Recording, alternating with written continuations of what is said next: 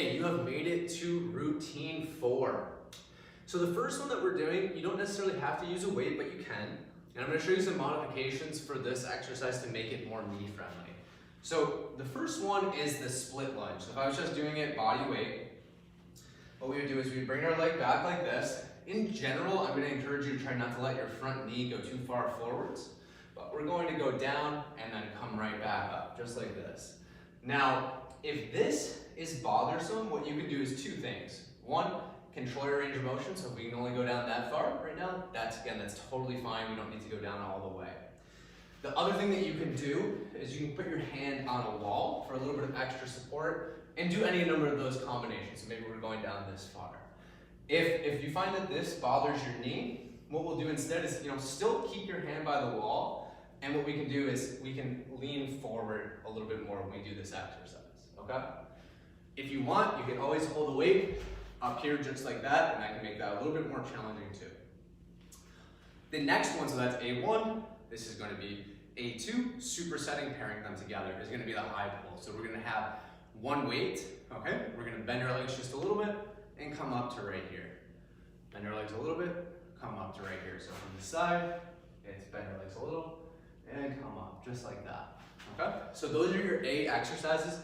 Start out there, and then we're going to move on to the next, so the B-based exercises. Okay, we are moving into our next set of exercises.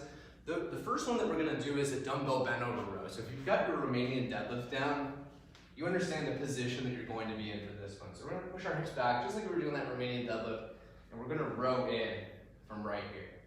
Now, a lot of times people will tend to get into this position to do the row, and if that's more friendly on your back, that's fine. But we want to try to be right here to get a good full range of motion for this exercise. So from the front, right here, just like this. Okay? That is the bent over row. The next one might be challenging on balance. It's going to be a single leg deadlift. So a couple things that we can do for this.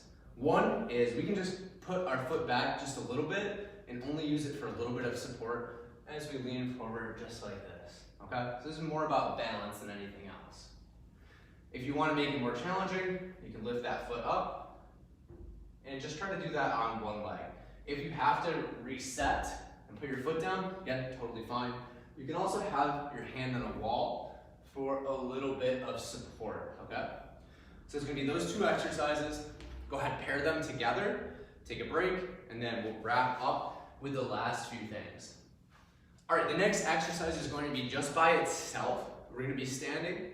What we're going to do is an Arnold press. So for the Arnold press, we're going to start with our palms facing this way, okay? And as we press up, we're going to rotate out the other way. So down, rotate up, and press right out, okay? So that's the Arnold press from this side. Keep our core nice and tight, glutes are tight too, and press up just like this. And then we'll move on to our last exercise, which will also be by itself, but again, make sure you do all of your sets here. Okay. Last exercise is going to be a crunch. Now, a lot of people do the crunch where they're just going up like this with their neck. What we want to do is we actually want to go up more with our upper back. So we're coming up just like this. We're not hyperextending at our neck. This one, if you do have any low back pain, it might be a good one to avoid if flexion bothers you.